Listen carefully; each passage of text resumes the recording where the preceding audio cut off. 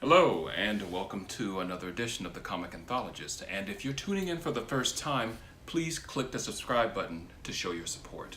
Now tonight, we are going to discuss, he basically is the Spider-Man of the future, and he goes by the name of Miguel O'Hara, Spider-Man of 2099.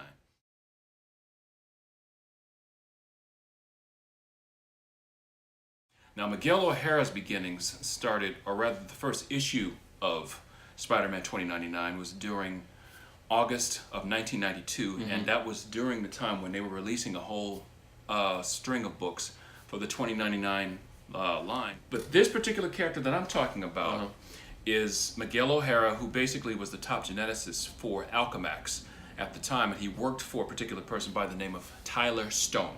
Now Tyler Stone was very unscrupulous, and he was basically a corporate raider. But his thing was the means justified the ends no matter what, and no matter who got hurt or killed in the process. And also, too, in the future, they set it up, too, people are still taking a lot of drugs or whatnot, too. Yes. And so they had this one drug called Rapture, which Miguel O'Hara was tricked into taking by a drink given to him by Tyler Stone. And Tyler Stone basically had given it to him so that way he could keep Miguel in line, because Miguel was threatening to leave the company after a genetic experiment went bad, and the test subject, who was happened to be a former prisoner, died as a result of the process going through. Now, once that took place, then Miguel was like, I'm turning in my resignation, I'm done. Don't want to deal with it. I don't want to have anything to do with it. But like my brother had mentioned, Tyler Stone tricked him when he gave him a drink and it was full of the drug called Rapture. It was a DNA-based type of drug. You're hooked on it for life, and that's how they also, like black market-wise or corporate-wise, that was their way of making money off the populace too, by giving them that Rapture drug. Not only that, that's basically how they kept people in line as well. Yeah. Now, mind you, this was one of those times where Miguel tried to clear the Rapture from his system. Now, he had studied on the original Spider-Man of that era since Peter Parker's time had long since come and gone. And he basically had put together a spider program, put 50% spider, 50% whoever the subject was. But the first person that took the process, like I said, that was the prisoner, he died. And so what he wanted to do as well is he used that to basically try to purge the Rapture from his DNA. And the spider DNA was accidentally bonded to his nervous system, because Miguel was also working with a jealous coworker as well. Exactly. And he tried to kill Miguel by looking up the device that basically you could use that to genetically splice whatever you need to splice, because Miguel tried to imprint his own DNA back onto his system so that way he could flush the Rapture out of his system. But Jose Delgado, that was the character's name, who had changed the setting from 50% Spider, 50% Miguel O'Hara. So when the device was activated, Miguel was on the inside, and that's the end result. But the thing is, it exploded because it was something done to it that hadn't been done before. Right. And when Miguel came out, he came out with enhanced vision, fangs in his mouth that could secrete a toxin that could paralyze a person had he needed to bite them. Claws on his fingertips, so talons. Yes, that he could climb the wall, so that way, like how the Spider-Man, the current Spider-Man that we already know and love, he climbs across the wall with the genetic bite from that, or not genetic bite, but from the bite from that particular spider, from that radiation experiment. But they never explained that he may have had talons or anything in his fingers or like that. They just said he could climb the walls like a spider. Well, in this one with Spider-Man 2099, they actually put the talons in his fingers, so that way he could climb the walls. And his toes as well, so that way he was able to climb the walls with no issues. And then he also used organic web shooters that came out of his wrists. Now, we will discuss in a few moments what they were used for in whichever particular movie, and I'm sure you guys will probably figure out that was the Sam Raimi trilogy, but we'll get into that in just a moment.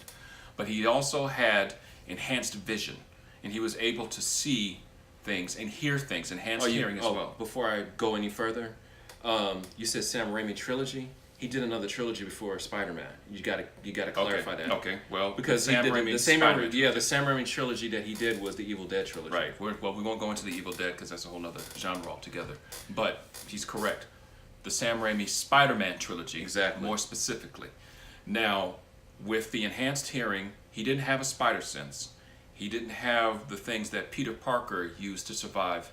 But he could also see in the dark too as well. So what the current Spider-Man that we know and love had that he didn't have, that more than made up for his abilities to make him a formidable Spider-Man as well. Well, that's the whole thing too. When Peter David was the creator of Spider-Man 2099 and Rick Bernardi, he basically had said something akin to that. If it had been a real spider, if it had been done under normal circumstances, the webbing would have came out of Miguel O'Hara's posterior. But he wanted to make sure that with this version of Spider-Man, that the spinnerettes would be in his forearms or whatnot. Yeah, see, we can't have a little no-rated R Spider-Man like No.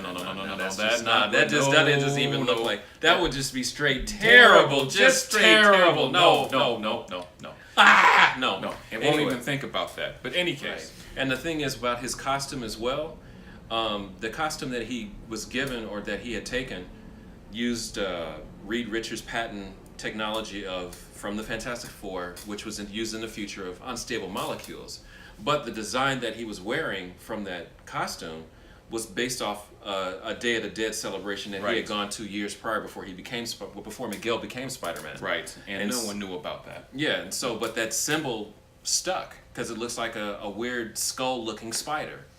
And so it stuck, and it actually still sticks to this very day because it's still a popular design compared to, because the recent issues of Spider-Man 2099 that came out like last year or the year before, they redesigned the costume where it was like a white, like top half of his costume. Or whatever, I've seen that, and I didn't care too much for that. And I don't think a lot of people care too much for it because the original design is the one that has The best design. close resemblance to Spider-Man himself. And another cool part about his powers too, as well, is that with his costume that he had, which we've seen a taste of it in Spider-Man: Homecoming, the movie. Yes. Where Miguel O'Hara could glide through the air through the means of the web foils on the back of his costume. Because in Spider-Man: Homecoming in the film, the webbing was underneath his armpits to help him like glide over anything to take care of things.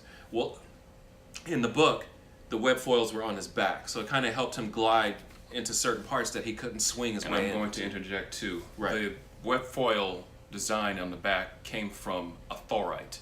And at that time, when Miguel O'Hara had became the Spider-Man of that era, he was considered the harbinger of the return of the Asgardians for that time. Or the return of like the heroes. The return of the Age of Heroes. Because at a certain point in the future, for 2099, there was always speaking of something cataclysmic that went down where the Marvel Age of Heroes was wiped out. Exactly. Completely. And that was highlighted in the story called Spider-Man 2099 Meets the Spider-Man.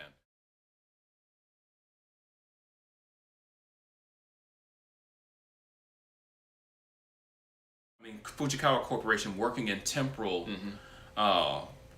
physics at that time, and the Alchemex Corporation, which is where Miguel O'Hara is employed, were dabbling in the same type of experiment. Now, mind you, They were experimenting with something they shouldn't have been tampering with. exactly, and as a result, Miguel O'Hara figured out that he was partially responsible for the loss before the loss of the age of the modern age of heroes at that time. Right.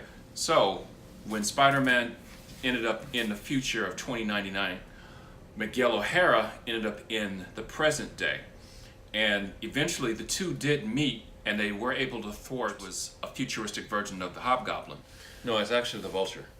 Well, the Vulture, that's the thing. With the Vulture, Spider-Man fought the Vulture in that time frame. And then also too as well. And Miguel O'Hara fought Venom. Yeah, Yes. exactly. So. But in terms of them, the reason why they met because of that chronal experiment that wasn't supposed to take place, that was caused by a futuristic version of the Hobgoblin. Right.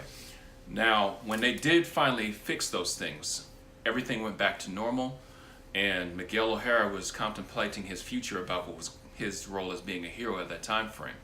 And Spider-Man, of course, was now looking at that, saying like, wow, my legacy will live on. Right. In terms of there will be other ones that will be You know- Spider-Man long after I'm gone. You know what the cool part of that book was at the end? What was When that? the two of them crossed paths when they were going back to their respective times. Yeah. Both of them looked at each other and said, "Hey, nice costume. Yep, that was one of the sweetest moments in there. And then also too, as well, it was touched on where experimentation with time travel or time technology was highlighted in the PS3 game that came out some years back called Spider-Man Edge of Time. Yes. And then there was Shattered Dimensions, but they didn't really go into it like Edge of Time did. My question to you, and I wanted to ask you, was what was your most favorite Spider-Man 2099 story? Origin story. When he first made his first appearance, and then its circumstances. Because I liked the way that it was different from a typical spider bite, like the different variations of Spider-Man, and they had it where it was a machine that grafted a spider DNA onto a human being. Right. Even though that's something unheard of, obviously, and of course, but that was something that they experimented and toyed with for that whole Marvel 2099 series. And now the whole thing is that what I liked about it was like, out of all those books that came out regarding the 2099 line, Spider-Man 2099 was the most popular one because they came out with different issues or different variations of it over the years. And that's been since the 90s. That's true. And the other ones really didn't make it, or they didn't really speak on it too much. Maybe in a few issues, or they had like this limited series called Time Storm. Right. But Time Storm 2099. But then it was again different variations of Marvel characters dealing with 2099. But the most popular character, still hands down, out of that era is Spider-Man 2099. Exactly. I agree. Which also begs the question of, I wouldn't even say begs the question. Also says that it says a lot about that character that was created still stands the test of time. That's very true. Yeah. And my favorite story would have to be when Spider-Man 2099 met Spider-Man. And the reason why I liked it so much was for the fact that you had a fish out of water with Peter Parker in the far-flung future. Right. And then you had Miguel O'Hara waking up in bed with Mary Jane. Yeah, that was pretty They had funny. them married at the time, had Parker married to Mary Jane at the time before they did either. But anyway, we're going to get to that. But that's what's the funniest aspect of the story was those two met under those circumstances because they were switched literally by their respective companies in that time frame. Kind of like the Spider-Man version of Freaky Friday. Exactly. Yeah. And at that time, in the future, it was Stark Fujikawa, which was a kind of amalgamation of Stark and the Fujikawa Corporation. Right. And then you had Alchemax, which was the other corporation, which was their rival at that time frame. Exactly. But in any case, we'll get to that much later at another time because there's so much material to cover with this. Any case, in terms of reference in media, we've already touched upon the two video games that he's been in, but also too, some of the references that we saw. What did you think was the most blatantly obvious one in the Sam Raimi Spider-Man trilogy? The many talons on Peter Parker's fingers in the film when he started to learn how to climb on the walls for the very first time when he was discovering his power, and also when he discovered that he had organic web shooters, which a lot of people did not like. Web-spinerettes. Yeah, web-spinerettes in his wrist, basically the organic web shooters. But a lot of people did not like that because they wanted to keep it the purity of, which I'm like, come on now. You got to take some kind of variations or iterations For it to work. And at the time, it worked. Yeah, it worked, but now with the latest incarnations of Spider-Man that's in the films, he now has web shooters. But the mechanical web shooters, yeah. But the original version from those three movies had the organic web shooters that was cribbed off of the Miguel O'Hara character from 2099. Right, exactly. What's your final thoughts on Spider-Man 2099? Still one of my favorite 2099 characters, hands down. Mine too. Because Yes. throughout college, I just loved, basically from August 1992 on, I just loved the character. I had the T-shirts. I even have some of the figures from that time frame. Right. But he was just an awesome character because he wasn't like Peter Parker. He had that witty banter. He was still able to do his thing, but he learned how to be a hero and learned how to be a man versus being an egotist. And also He had to get narcissist. Yeah, because he had to get out of his head to survive.